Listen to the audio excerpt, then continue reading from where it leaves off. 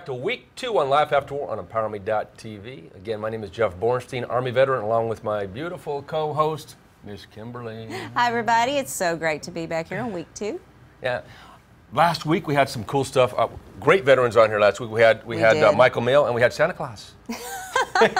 Santa Claus is a veteran. Roy O'Connor, he was awesome. It was very cool. And so this week we got a very good, another dear friend of ours. Yep. We have a lot of vets who are going to be living in the same community, which is really cool. We've got a lot of them, and we're super excited to have them with us. He was a top recruit in boot camp, and he received his first achievement medal for fighting a fire rig for 16 hours. I just can't believe it's 16 hours. Anything worse than that would be 17 hours. That's crazy. Well, I want to go ahead and welcome to our show Mr. Aaron Solomona. Aaron, how you doing, buddy? I'm good. Thank you so much for being on our show. Thank you for having me. Yeah, man. Thank you. So, first of all, you originally from California, or where are you from? Yep, born and raised in Harbor City, California. Bam. Oh, cool. There's 2 of us left, man. It. Only 2. Everyone else went back to the corner. I don't know, man. Right? But that's awesome, man. So, what branch were you in, and how long did you serve, and what wars were you in? Let's start there. All right. Well, I was in United States Navy for 9 years. Glad you said the United States part, because that would be weird. Okay. Yeah, just the war on terrorism. That was the whole thing that was going on from day 1 to the day I got out. Wow. 9 years, that's a long time. Yeah. Wow, 9 years, man. So, which wars were you in? Or war? Yeah, war on terrorism. So I did 2 tours over there. Okay. Well, tell our viewers which country were you in and like that. Oh, okay. Yeah, I did. I was basically in the Gulf. I'm in the oceans, I'm in the Navy. So right.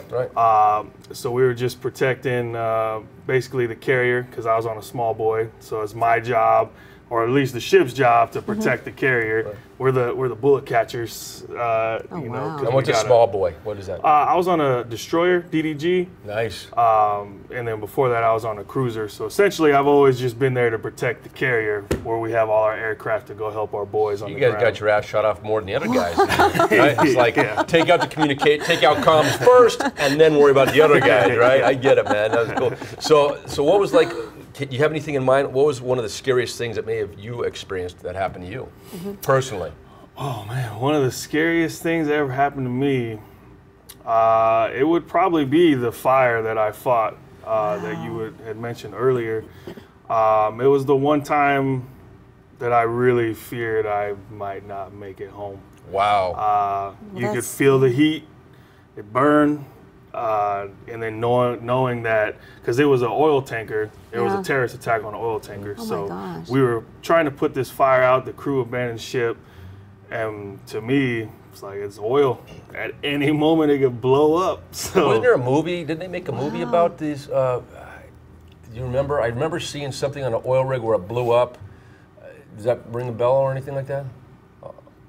Whoa, if you I'm sure that's probably a lot of movies. if any of our viewers out there know about this, please check it out. Let me know. I'd like to know about it. If there was a movie, and you go ahead and check it out and email it to us at lifeafterwar@emPOWERme.tv. I'd be interested to find out about this. Yeah. But so that was the scariest thing, and obviously maybe. Well, I don't know. Did you find any humor in that at all? I mean, was there anything later on when you came home, perhaps? Or? Oh yeah, 100%. Yeah. I find humor in everything. Who's smoking? Hey, come on, really? Who's smoking? Want to buy a pack of Marlboros? Hey. When we got back to the ship after fighting the fire, I was handed a water bottle, and the water bottle fell. I couldn't even hold the water bottle because my forearms were so tired. Wow. So there was a little bit of a joke about that. Right. Well, you probably have no strength because you've been like... Right. Yeah, wow. I was literally just holding the hose and the nozzle for a good 16 hours. And you can't even predict that stuff, man. You can't even predict it, right? What's going to happen? Wow, that's wacky, man. Wow. But it was an interesting feeling. Like, man, I can't hold a water bottle. That's well, your right forearm does look a little bit bigger than your left one. So just saying, man. Okay, you have a career. Yeah. You had a career. Yeah. We could put it out. Shit. So Aaron, what was the most memorable thing that you can recall? Oh wow. The most memorable thing. I have many good memories. If I was to pick one, It would probably be, you know, the birth of my son. Although I wasn't there. Yeah. That's the one thing that I really so you got the news while you were in the Gulf about your son. Yeah, he was Tell us born. about that. Yeah. What was that feeling that you got inside? I mean, come on, man. It was many different feelings. Yeah. But that's the one time I vividly remember my whole situation, my surroundings, the smell of the air, everything. Your life changed forever at that moment in time. Yeah.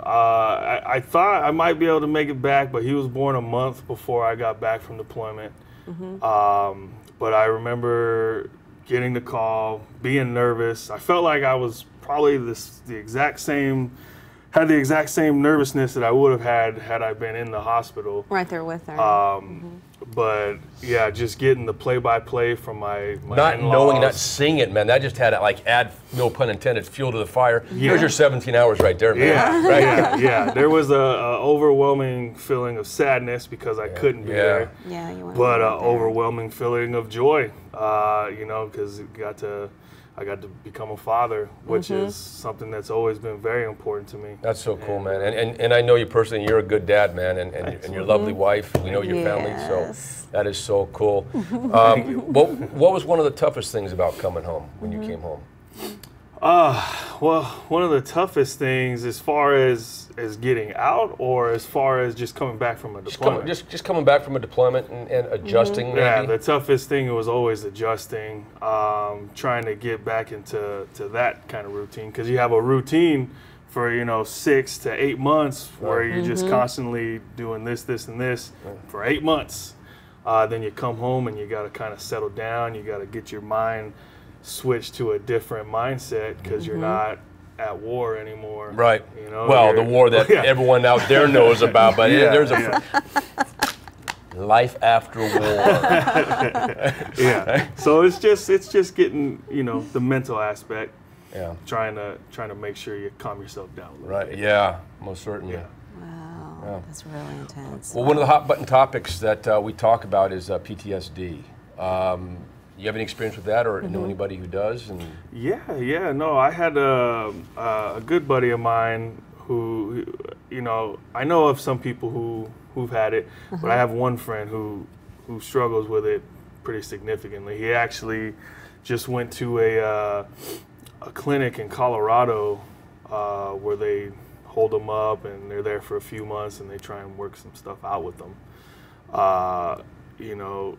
But I was fortunate enough to be able to kind of help him through some things, and he had a good support system. But it's definitely real. I'm just glad that they've made the advances they have to this day, because I know a lot of our troops back in the day didn't get the help that they needed, it's good that they're doing what Are you getting the help today that you need from the VA, and how's the VA treating you? What's going on with that? Oh, yeah. No, have you been to the VA, by the way? I've been to Which the VA. VA do you go to? The one over on? The one on Devonshire? Yeah, right there. Oh, Plummer, yeah. You know, that's where they shot the movie Halloween.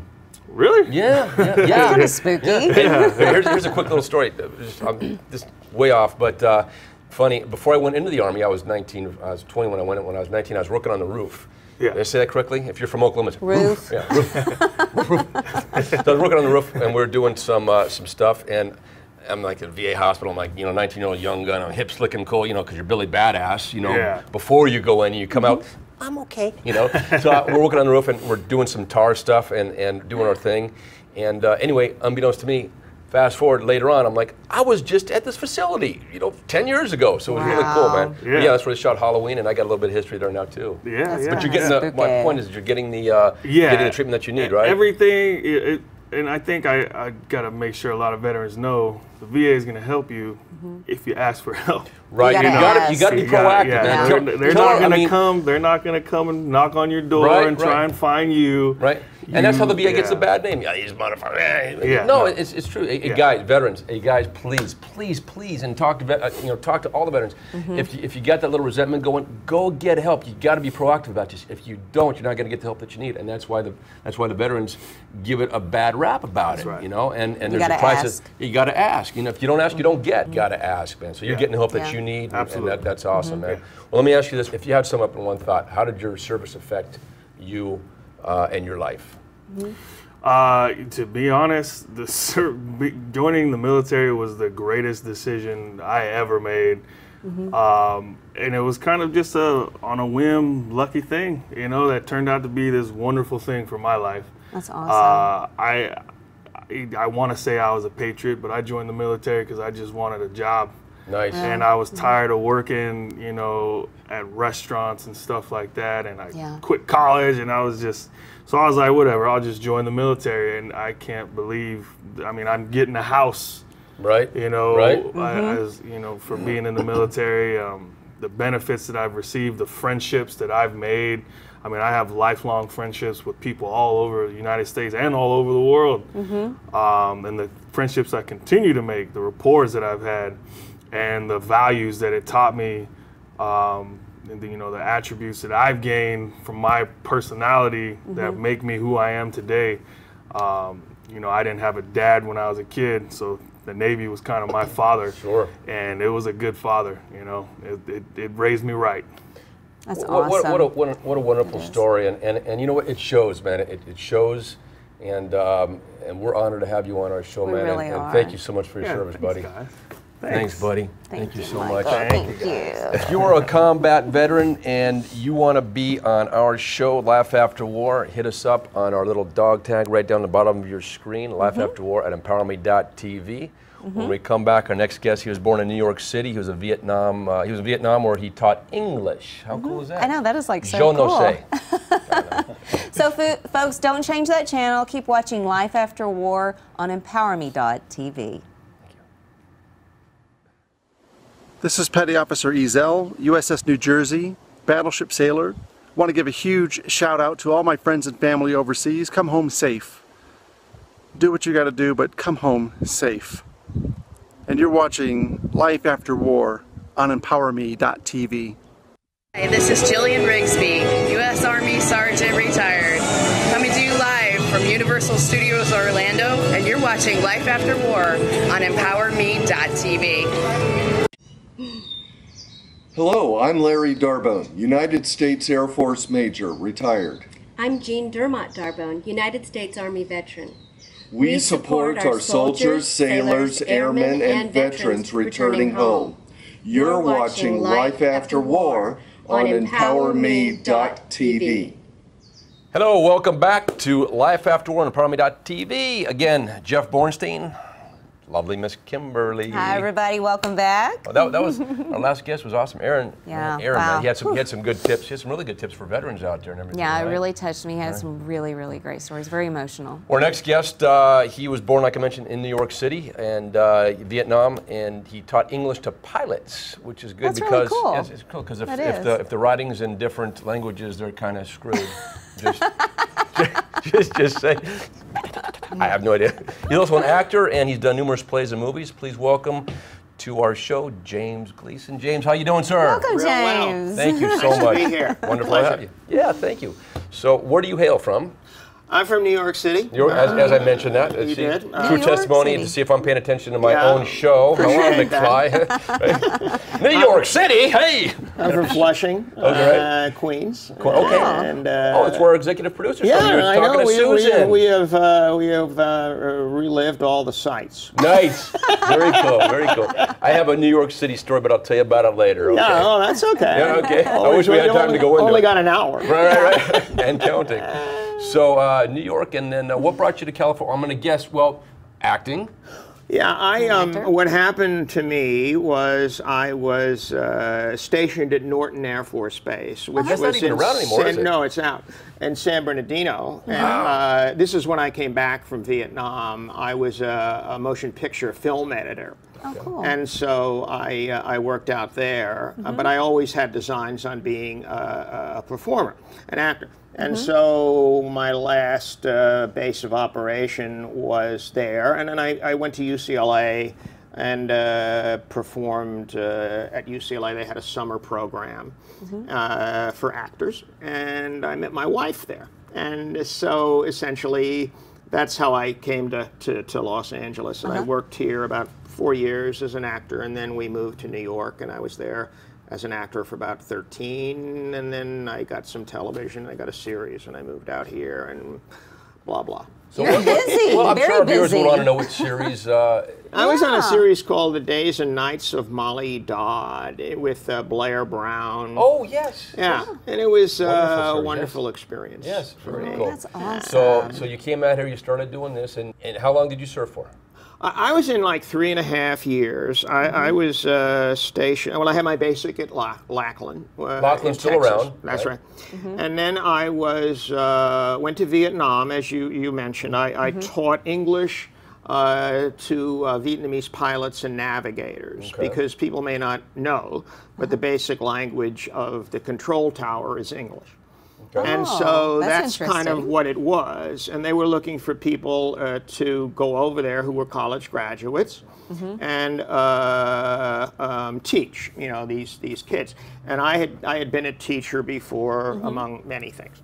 And so I did that. And then I also was, since I was an actor, they had a program called Command Military Touring Shows. And I auditioned for that and was cast, and I got a chance to travel around to all of the base camps, the major base camps, and oh, how fun, like, though. Da Nang, Cam Ranh Bay. I was stationed in Saigon, and perform a Neil Simon play called Star Spangled Girl. No, So did you by chance see any Bob Hope? Did he? Hope was in Long Binh when I was in Vietnam on Christmas, but he didn't come down to our base. But that's where he was. Did they call them FOBs back then? By the way, they call it what? Did they call them FOBs? Like now they call them a FOB, forward operating base. Did they call them FOBs back in Vietnam? I don't remember the name. Long Binh was sort of like Cam Ranh. They're like fairly significant, like Tan Son Nhut. They're significant bases. Where we would go is we would go to Cam Ranh, and then we'd let's say, go out and go to these base camps.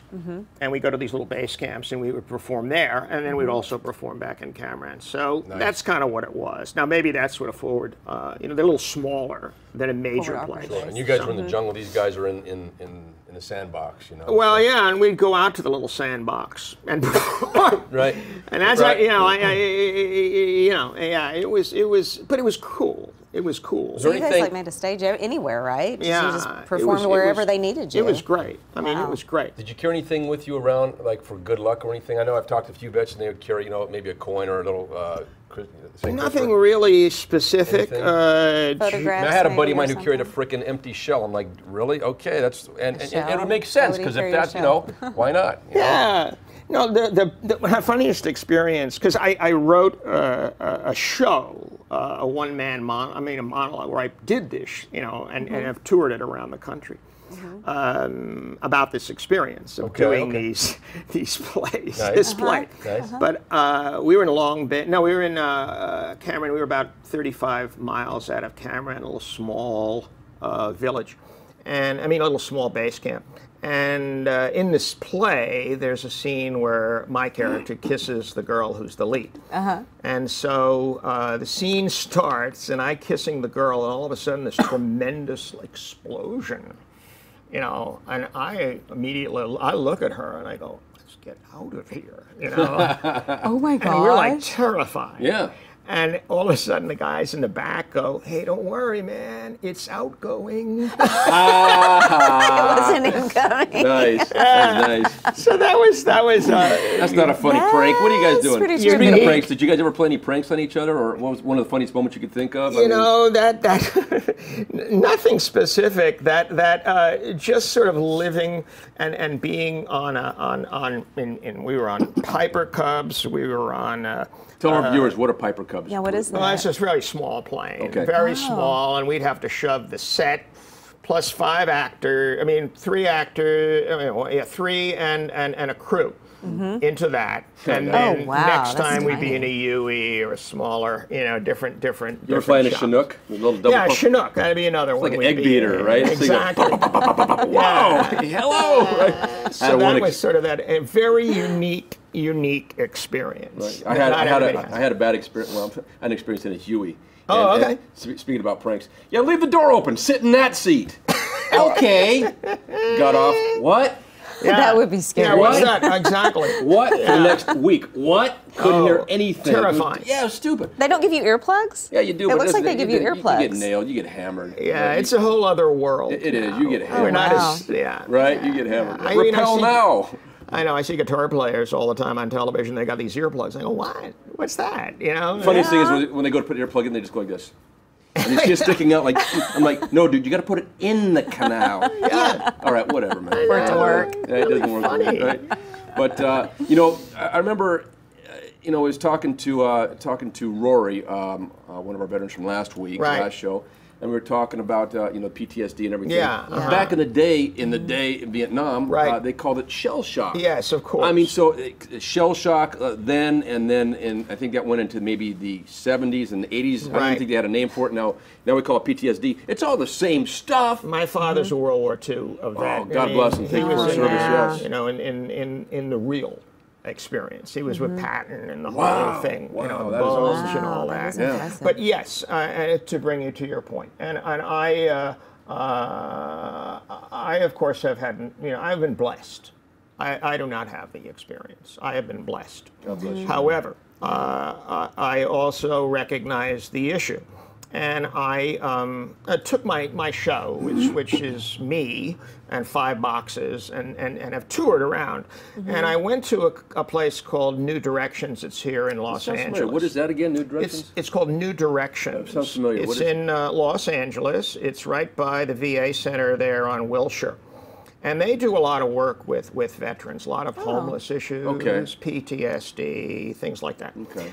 And I performed the show, and I brought it to them to you know, so I could be with them and just see, you know, and a lot of them were older guys, a lot of them were Vietnam guys, and I got a chance to sort of sit and talk to them and get their, you know, feedback on my show, and also about their issues and what they were going. I mean, it's a small part, you know, but it was something. It was a little bit of a contribution that I could give them. You can't keep it unless you give it away, right? Yeah, and it's something we need to do more. You know, we have a show called Operation Bravo, and we'd love to talk to you after the show. Yeah, we'd love to have you maybe on our show. Sure. We tour across the country entertaining the troops. We need Let's talk. to do more. Yes. Oh, we do. I agree. I mean, this is the biggest issue in one of the...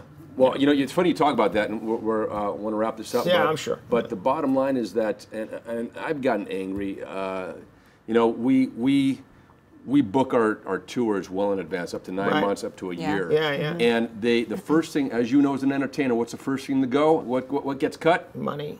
Entertainment. Money. Entertainment always gets cut every time. Sure. And so now you got guys that are coming back. They don't kill themselves out there you know, on the field. They're offering themselves back here. Right. You know, and it's sad. It's really, really brutal. sad. It's sad. It and I is. know personally of a few guys who have done this, and it's unnecessary. So my call, if I'm talking to whoever it is that I'm talking to, I'm not calling anybody out here, but it's like, oh, so it's not important for the morale to go ahead and for the morale of the troops to be up. So you're going to go ahead and cut this, and you want to go ahead and up the the food? Are you serious? It's disgraceful. It is. It's terrible. And you know, so I'm in agreement. There needs to be more. You know, the last gentleman mentioned. Write your congressman now. Yeah, absolutely. Yes, write your congressman. Yeah, he mentioned about the VAs, and I go to the VA, and they are helpful. Yes, they are. They are helpful. But you have to ask. But do more too. Yes. You know, and we need to be made as veterans more aware of what the story is, because a lot of guys have bad feelings about it. And anyway, I just believe it. No disrespect, and honest to God, and I'll look right in the camera and say, no disrespect to any veterans, but it's the Vietnam veterans, I think, and I could be wrong. You know, help me, help you, help me. Yeah. I think it's the Vietnam veterans who got such a bad rap. Sure. Who, as we all know, we got spit on and all that stuff. Oh, yeah. And now it's done a complete 180. Right. But the guys, the troops, the veterans from Vietnam, if you will, they're not proactive. They're reluctant. But to this day they are. So I guess the question is, if you work backwards, what can we do? And maybe this is just something to ponder about. What can we do? Maybe even on this show, what can we do to help be of service to maybe? And I'd like to brainstorm on this. If you have an idea, what can we do to help be of service to help Send us some questions. to help the veterans. We can ask these questions on the show. Send in your questions to Life After War on emPOWERme.tv. We want to get those, and maybe we get some answers. Maybe we can get a resolution here. Right. And if you're a combat veteran, you want to be on the show and help us out with this little issue. If you little shit, no, it's fucking issue. What you're right? saying, though, Jeff, is it's about information. Information and lack of knowledge. You know, and they are reticent, and you're absolutely right. And it's and I don't know, but it's there. I'm blessed. Yeah, you are. And we're all blessed. So, well, let me ask you this: in summing this up, right. is there anything that you wanted to add here today that we didn't go over at all? I just really want to say, and I do believe this, that we are we're a great country. Yeah. And we should be not afraid to say that. And also, we should be very proud of our accomplishments as a country, and guys who have served and done their part. Just be proud of it, and don't ever back up from saying the men and women have made incredible. They've done incredible things for this country, and never be afraid to say it. So, James, it's been an honor having you on our show, my friend. My pleasure. And thank you so much for your service, buddy. It's been a pure pleasure. I think you're doing a great service here. Thank you so much, James. Thank you. Yeah. Thank you again for watching Life After War on emPOWERme.tv, and we'll see you next week. Thank you, guys. Thank you. Tune back in.